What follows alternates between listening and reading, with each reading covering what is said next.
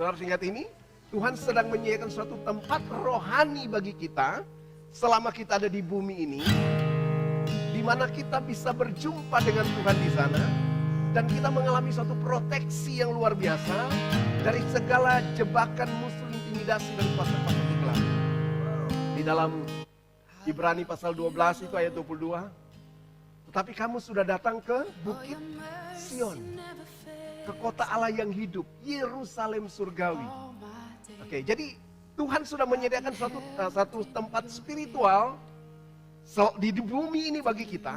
Artinya saudara dan saya hidup di bumi, tapi kita bisa berinteraksi dengan Tuhan dalam dimensi itu yang namanya Sion, dimensi Sion. Perjanjian baru hanya memakai kata Sion, itu menggambarkan tentang suatu tempat keadaan seperti, saudara dengar baik, seperti Taman Eden yang hilang itu. Jadi di Taman Eden waktu Tuhan ciptakan Adam dan Hawa, Eden yang masuk di sana, itu ada Eden yang rohani dan Eden yang jasmani. Oke ya. Eden yang rohani di mana Tuhan bisa datang di hari sejuk, berjumpa dan berinteraksi dengan Adam dan Hawa di Taman Eden. Nah, ketika manusia jatuh dalam dosa, Adam jatuh dalam dosa, Eden yang spiritual itu hilang. Yang tinggal adalah Eden yang natural.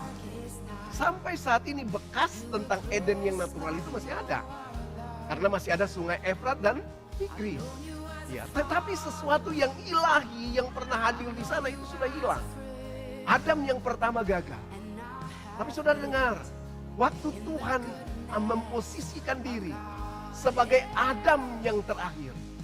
Saudara harus ingat ini ya. Ketika dia menjadi Adam yang terakhir, maka dia tidak saja menempati alam yang natural ini, tetapi karena itu Tuhan menyediakan suatu tempat yang namanya dimensi Sion itu. Untuk apa? Supaya kita bisa berinteraksi dengan Tuhan di sana. Alkitab di sana dia bilang kota Allah yang hidup, ada Yerusalem surgawi. Kita udah pernah belajar tentang 12 dimensi Sion ya. Kepada beribu-ribu malaikat, satu kumpulan yang meriah. Ibrani pasal 12 gitu kan, dia bilang kepada suatu kumpulan yang meriah. Kalau kumpulan yang meriah disebut dengan assembly together, atau suatu tempat pertemuan raya. Jadi Tuhan itu juga kepingin berjumpa dengan kita seperti dia berjumpa dengan Adam dan Hawa sebelum jatuh dalam dosa. Karena saudara dan saya bukan lagi keturunan generasi Adam yang pertama, tapi kita adalah generasi Kristus. Maka Bapa itu sendiri kepingin untuk berinteraksi dengan kita setiap waktu. Di mana itu? Di suatu tempat yang namanya Sion. Amin. Sion itu di mana? Kembali ke Yeremia pasal 3 ya, ayat 14. Tangan Tuhan yang mengambil, saudara-saudara tidak akan cari Sion itu. Saudara tidak akan berusaha dengan kekuatanmu sendiri. Alkitab bilang, kembalilah ya anak-anak yang murtad, demikian firman Tuhan. Karena aku telah menjadi Tuhan atas kamu. Ingat, bukan lagi Mamon yang jadi Tuhan atas kita. Amin. Tetapi Kristus yang menjadi Tuhan atas kita.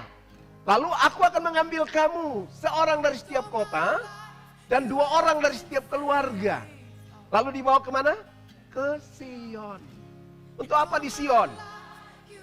Yang pertama, di Sion, Tuhan telah meletakkan sebuah batu yang terpilih. Ya, 1 Petrus pasal 2 ayat 4, jika kamu benar-benar telah mengecap kebaikan Tuhan, datanglah kepadanya batu yang hidup itu, yang memang dibuang oleh tukang-tukang bangunan, tapi dipilih dan dihormati di hadirat Allah.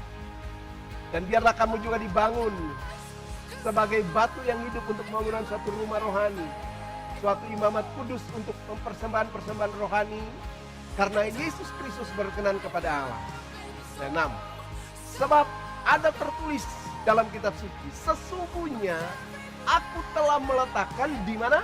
Di Sion, sebuah batu yang terpilih, sebuah batu penjuru yang mahal, dan siapa yang percaya kepadanya tidak akan dipermalukan. Untuk apa saudara pergi ke Sion? Yang pertama karena dia di Sion, dia telah meletakkan sebuah batu penjuru bagi kita.